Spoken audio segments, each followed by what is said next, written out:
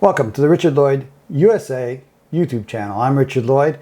Today I've actually made a little bit of a mistake and I flashed one of my routers incorrectly and basically caused it to become inoperative.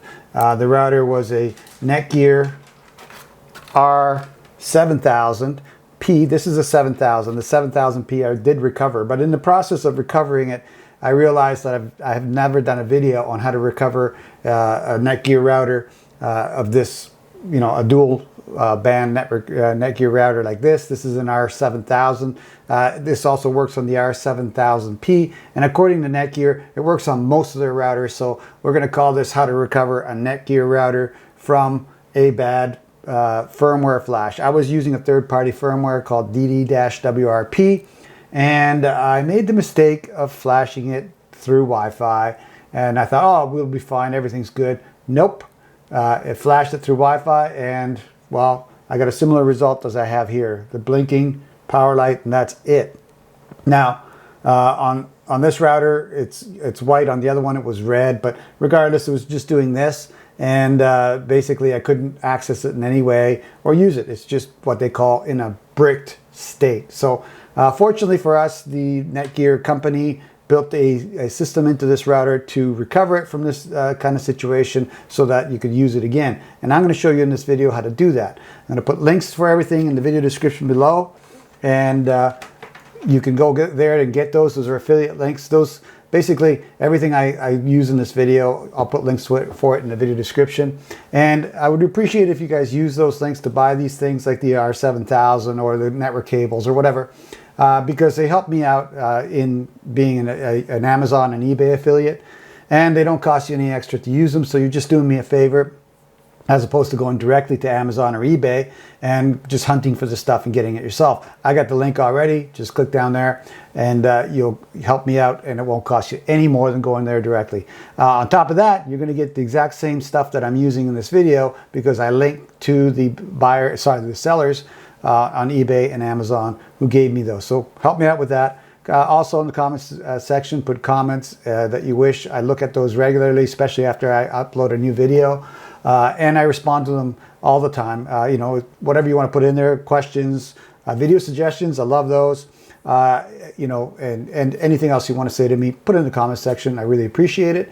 Also, if you like my content and helps you out in some way, give me a thumbs up on every video that you watch. Number one, that helps me on YouTube. And number two, subscribe to my channel and click on the bell icon as a part of that process. You'll see the bell icon, click on that. Then every time I put up a new video, you'll be notified, and then you can watch it at your own leisure. So let's get to fixing this router. Number one thing you're gonna need a patch cable from your router. That's gonna go from your router to your PC. You gotta be directly connected between the two, okay? So you gotta use something like this. Usually you get one in the box and with the router or with your modem. So you'll have a patch cable there. Also, well, of course, you're going to need the router, but you're going to need a few pieces of software from the internet to go do this. Oh yeah, and just remembered also, if you do not, let's see if I have one around here somewhere. I know I do. Don't have a network adapter. Oh, give me a sec. All right, if you don't have a network adapter in your PC or your laptop, you can buy a USB 3 to gigabit Ethernet adapter like this one for like $15 on Amazon. Again, links in the video description. And you can plug this into your PC or your laptop, and then you have an Ethernet jack like that automatically on that machine. The nice thing about that is that when you're done, you can just pull it out, and that's it. Put it in your bag, in your laptop bag for some other time. Like, these are also very handy to connect on hotels, your laptops to a hotel. On top of that, this one works on, and I'll put several, I've got two, and they both work great. This also works on my Raspberry Pi and on my phone, believe it or not. I can plug this into my phone and then connect to my network directly through hardwire. Pretty neat.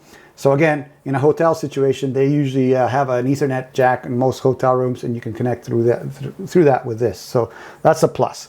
Now, so we're going to hook up the router to your PC or laptop, and to the basically together, and then we're going to communicate with both of them. Now, I know what a lot of you are going to say, hey, my router is dead, so I can't get any software to fix this. Yeah, we have to get on the internet, and we have to get download the firmware for this, and a program called TFTP D64, which will allow you to transfer the data from your laptop or your PC to the router and basically reflash it and recover it. So you don't have access to the internet. One thing that most people do not know is that your modem can be directly connected to your laptop or your PC using the patch cable that came with it, right?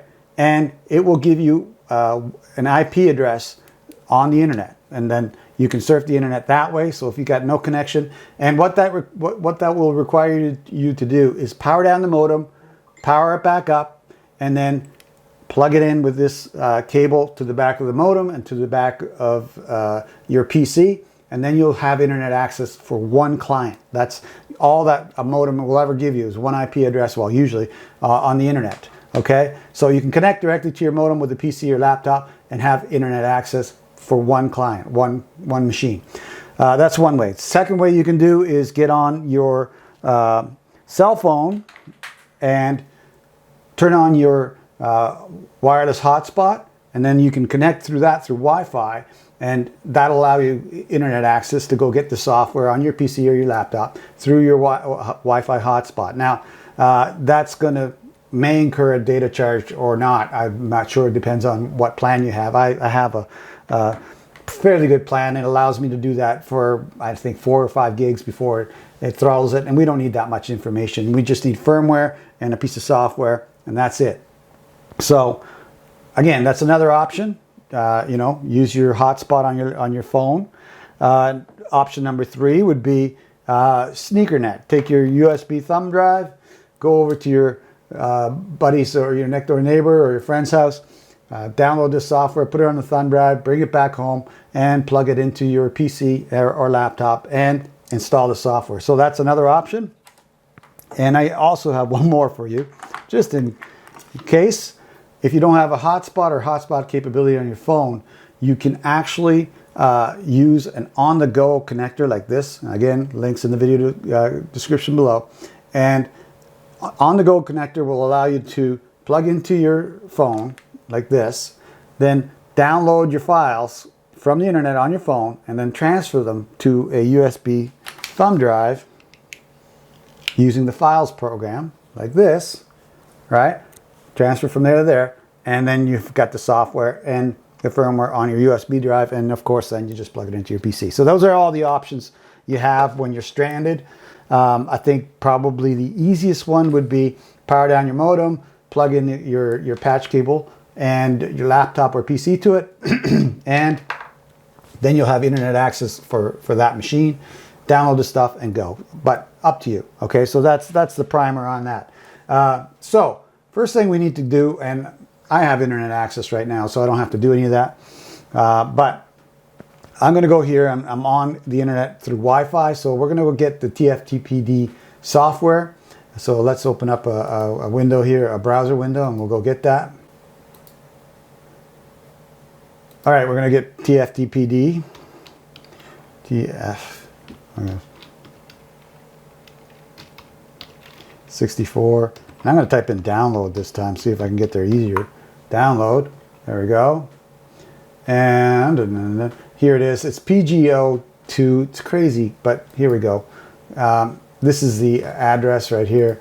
And I'll probably put this in the video description for you guys. So go to the download page. And we're going to download the 64-bit edition setup here. There's a zip file. If you know how to unzip things, you can use the zip file. But I'm just going to use the exe executable. There we go. And I'm going to download it to my downloads directory. Let's create a... Actually, let's just put it on the desktop for the sake of ease. Desktop. There we go. And we'll make a folder there. TFTP 64. There we go. And save it. So remember where you saved it. Then we're going to go and get it. There we go. Download it. It's very, very fast. It's a very short, small program. We've got that program. Now we've got to go to Netgear and get the firmware for your router. Whatever model of router you have from Netgear. I got an R7000, so I'm just going to go R7000 firmware and download. Oops. Yeah, download. There we go. And you'll see Netgear support, right? Product R7000. So we're going there. Here you go to the, there's a latest version of the firmware. So we're not going to use the latest version. We're going to actually use the oldest version available because that is the most likely to be successful in being flashed. So always use the oldest one. So let's go to downloads. And it scrolls up real pretty. And it says current version. We don't want the current version. We want the previous version. So click on that. And then scroll to the very bottom. And since I'm in North America, I'm going to choose the North American oldest version right here.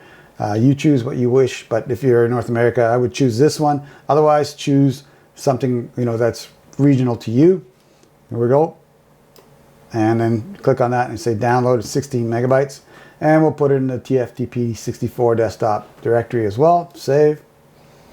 Okay. And now we have the software we need to do this. Let's take my router that it's in its bricked state. As you can see, the blinking, it'll be either blinking white or blinking red, one of the two, or orange, amber, whatever. We're going to plug in to the LAN ports, not the yellow port, which is the internet port or LAN or WAN port. We're going into the LAN ports. There's usually 4 and they're usually colored differently. So we'll plug into that. It doesn't matter which one. And when you plug into it, the other side will be plugged into your computer. You can see now I have a white light here showing me connectivity, right? So we're now connected to it. That's step 1. We've got the TFTP software and TFTPD software and the firmware. Next thing we're going to do this if you're connected to Wi-Fi, disconnect from Wi-Fi. You only want to be hardwired to the router itself and nothing else. Actually, well, let's just do the easy Wi-Fi disconnect. Click the little button here for Wi-Fi. There we go. Now we're disconnected from Wi-Fi. Once again, let's go here, right click it, choose open the network internet settings, change adapter options here. All right. And when your router is in a brick state, it's just sitting there. It's basically just waiting for you to rescue it. That's all it's doing. None of the software that usually runs in the actual router will be running, including what they call the DHCP server, which means you're not going to get an IP address. You have to manually put the IP address, and that's what we're going to into your computer right now. So that's what we're going to do next. You can see that I have 4 network connections, and we're going to connect to the unidentified network here because it's the only one that's active. The rest all have red X's underneath them, including Wi-Fi, because we're not connected to those. So right click it, choose properties, then go over here to internet protocol versions, right? Double click that. Use and what we're going to click here is use the following IP address. Now, this is where it gets kind of tricky. There's 2 IP addresses it could be at, okay? And I'll give you the first one, 192.168.0.1. That's one of them. So we're going to put that one in and see if that's the IP address it's in. That's the IP address the router is going to be in. We're going to put 192.168.0.10, okay? But that 192.168.0 is the network segment of the address, and 10 is your node segment of the address. So we're on network 192.168.0 and we're node 10, okay? So then we're going to just click on subnet mask here, and underneath we're going to put in the default gateway 192.168.0.1. Now don't worry, I'll show you why we're doing this and whether this is going to work or not. We're going to do the other way too so that you can see the differences, okay? So here we go. Hit OK and OK again. And here it'll say identifying, but it doesn't matter. What you need to go to is right click it and choose status, and then go to details, and you should be on 192.168.0.10 because that's the IP address we gave it. And the default gateway should be 192.168.0.1. Now I'm going to reboot it here. Well, I think we should be okay. We'll leave it like this. Next thing we're going to do just come down here to your search, and we're going to type in CMD. That's command. And we want to run this as the administrator. So we're going to run it so choose run as administrator. There we go. Say yes. And then take this and say, okay, let's see if we can ping that IP address. With the IP address that it's on right now, that I'm assuming it's on, is 192.168.0.1. And I get no response. So what that means is probably means that the router is not on that IP address. So, okay, so yours may or may not be on 0.1, 192.168.0.1, and so mine isn't. So that's why I showed you that. So here we're going to go back to your Ethernet connection here and right-click it, choose Properties. And here we're going to change this to 192.168.1.10, and down here we're going to change this to 192.168.1.1, and then we're going to hit OK. And you click yes. There we go. And now we'll just double check. And we're going to go to status here. And details. And now you see that we're on 192.168.1.10 with a 192.168.1.1 default gateway. Okay, so we'll close that off. Really the IP address numbers are the only thing that really matters. So here we're going to go ping 192.168. If you use the up arrow key, you'll get the last command and make it a little quicker. 1.1. Let's see what we get. And we're getting a reply from 192.168.1.1. So you may want to write that down. I can remember it, but and you can copy and paste it as well, because we're going to need that in a minute. Okay, so let's highlight it, right click it, you've copied it. So and again, I'll tell you how to do it. So we're going to go over here to the TFTP folder that we had, and we're going to install TFTPD 64, right? The 64 means it's 64-bit operating software for a 64-bit operating machine like I have.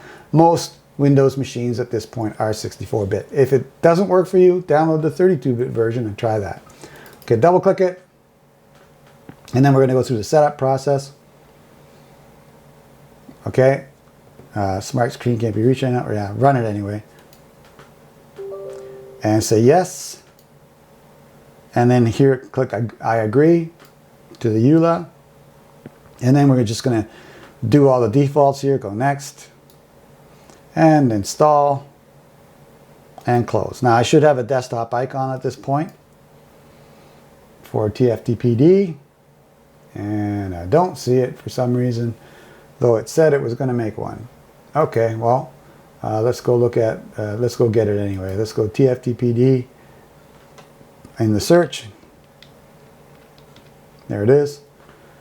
So TFTPD 64, and there it is. It's an app.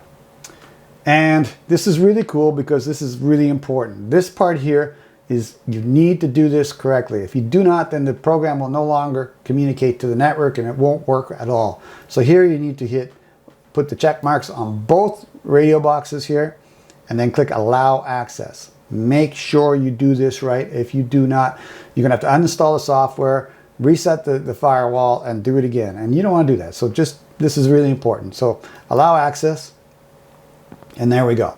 Now we've got the TFTPD installed. Okay, and first thing you're going to do here is click on the drop down here, scroll down to the bottom, and you should see something that says 192.168.1.10. That's the IP address of the Ethernet controller. Okay, so click on that so that the program knows where you're at. Then we're going to go over here to browse. We have to tell the program where the firmware is, so we're going to browse, and we're going to go to the desktop, and we put it on TFTPD 64, so double click that. There we go, hit OK. Okay, and now show directory, and you can see that I have a zip file for the firmware. We'll take care of the zip file here in a second. Okay, so we've got this program now pointing to the right directory with the right software. So close on that. Let's go over here to the TFTPD 64. Double click on, well, just click on the zip file here. I mean, okay, we'll just double click on the zip file. You know the zip file has a zipper on it over here in the folder, so it has to be, it's a compressed file, it needs to be uncompressed. So double click it, and then choose extract all up here on the menu. Go with the defaults, extract it, and there we are. Now we have a check file. If we go back to the original folder, let's do that. TFTP 64. You see that I have an R7000 folder that does not have the zipper. That's where we want to go. And in there is a check file. So because I did that in a roundabout way, we got to go back here to browse, back to TFTPD, and to the R7000 folder we just created. So click on that and click OK. Show directory. And you see that we have an R7000 check file. The check file is the firmware, the original firmware for the router when it's first launched, and most likely going to work for you. Okay, so that's so the next step now is you have to configure the TFTP client.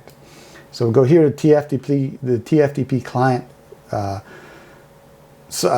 directory, and we put in a host. The host is going to be the router's IP address, which is 192.168.1.1. Now, if yours is 192.168.0.1, when you pinged it, you got a result there, right? Then go with 0.1 here, but mine is on 1.1, and most times I think that by default that's where the Netgear router is going to be, but don't quote me on that. It could be on 0.1 too. So the port is going to be 69, and the local file here, this is important. We're going to click this button here, which is the browse button. It's not really all that apparent, but we're going to click on it, and we're going to go to desktop and TFTP D64 and R7000 V196 blah blah blah, the folder without the zipper on it. Double click that and choose the R7000 check file, right? The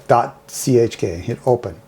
Okay, so now we're ready to basically put the file on the router. Now, with my router is already booted up, and you know, as you saw, the light is blinking, so that's where you have to get. So boot the router right up, wait till you get to the state where it's blinking and you got a connection light from your Ethernet connection and the blinking router light. And then we're going to press on put here, or click on put, and that'll transfer the software to the machine. Let's see if it does it. Let's go. And it does. If you see the blue blocks starting to populate, you know that the data is going over, and really not much to see on the router except that, you know, it's blinking a lot. This is still blinking, but a little faster, I think, and the data is passing over.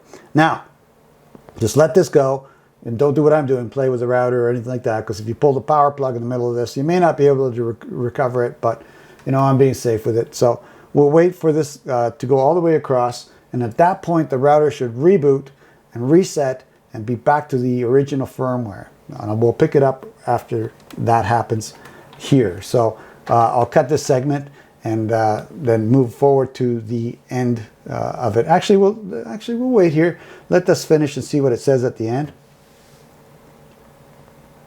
And then after that, the router usually takes about, the router will take 2 to 4 minutes to reboot and reset itself. Okay, so we won't have that on the video. I'll edit that out, but I want to see what this says when it's done. There. With 34,713 blocks transferred in 62 seconds, and you know, blah blah blah. The MD5 hash is a checksum, but no one ever checks that. So here, just click OK, and we're done. So now we're just waiting for the router to reboot, and you can see all the lights are on right now, and it's doing that. Okay, so give it some time, and I'll pick it up. There, they've changed state again. I'll pick it up when it's done. And back to completely booted, and we'll have a look at it. We've rebooted the router. All the firmware is installed, and you should see something like this if you've got an R7000 or an R7000P or something similar.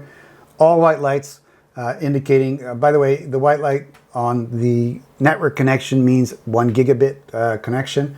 You know, we've got Wi-Fi and all the rest, all in white. So no blinking weird red or single light.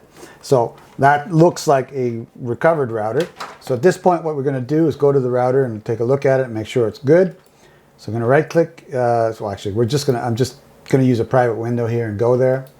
I'm going to put 192.168.1.1. You just use any browser that you want and just go to this address, okay? 192.168.1.1. And boom, we get the Netgear Genie default web page. You want to basically configure your internet connection, and the router is recovered. Now you just go through the configuration of the router as you would normally, and off you go. Now, if you've done what I said in the beginning, because you've only had the only access you had to the internet was connecting a laptop to your modem, and powering it down, the modem powering it back up, and turning on your laptop.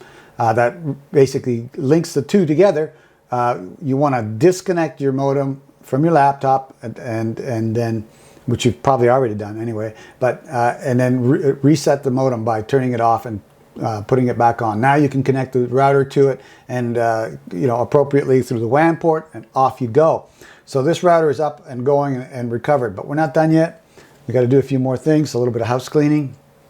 Close the TFTP software off, and right click down here and choose open network and internet settings. And then right click the one that is connected, which is the only one without a red X on it. And we're going to hit the properties here. Go down to Internet Protocol version 4, double click that, and we're going to switch this back over to obtain a IP address automatically and obtain DNS server address automatically. OK. And then OK again, and it'll go identifying, it'll network 6, whatever. I don't want to open anything. So at this point, you right click it, choose status, go to details. You can see that we're connected to 1 gigabit. So we got a good LAN cable, a good connection. Details here, you'll see everything is cool. You got 192.168.1.64. So it automatically got that IP address from the router. Default gateway and DHCP server and DNS server, all the same number, which it gets from the router. This is ready to go. The router is fixed up. So the network configuration is back to the default, so that should be good for you. Down here on mine, I turned the Wi-Fi off, so I turned the Wi-Fi back on, and that's it. So that's how you recover a Netgear, in my case R7000, and I did this also in an R7000P just to make sure, but this is the official way that Netgear has put out on the internet to recover your router. Follow these steps exactly, and it should recover your router. Now, if it does not recover your router, then there's something deeper wrong happening, and there is one more Hail Mary available to you, and that is a serial connection to the router to do what they call a serial connection unbricking, right? So taking it from a brick state to a fixed state. Now, I may do a video on that. I'll look into it, but right now I don't have one. So there is one more. So don't throw it away just because this didn't work for you. There is a way of doing this with a serial connection. If you Google it, you'll find it. And like I said, I may do a video on how to do that too, because I have the hardware to do it. So that's it for my video. If you like this video and it helped you out in some way, give me a thumbs up. Really appreciate that down at the bottom there. If you like my content, please make sure to hit the subscribe button, and then also to click the bell icon as a part of that process, and then you'll be notified every time there's a new video, and then you can watch it at your own leisure. Also, in the comments section below, leave your comments, questions, suggestions, video suggestions. I love, because hey, I've made many videos on the suggestions in the comments section. And anything else you want to relay to me, please put it down there. I read them regularly and respond to them regularly as well. And don't forget, video description. We've got all the affiliate links for all the stuff that I used in this video and other things. And I really appreciate if you use those to buy from Amazon or eBay the stuff that you saw in this video, because it helps me out. And like I said, it costs you nothing. So it's the same as going straight to eBay or Amazon, except they give me a little portion of the sale for helping you find this stuff. Well, on top of that, you will also get exactly what I have in the video, because those are the links that I will post in the video description. Okay, so that's it for my video. Once again, like always, I want to thank you for watching. Stay healthy, stay happy, and we'll see you in the next video.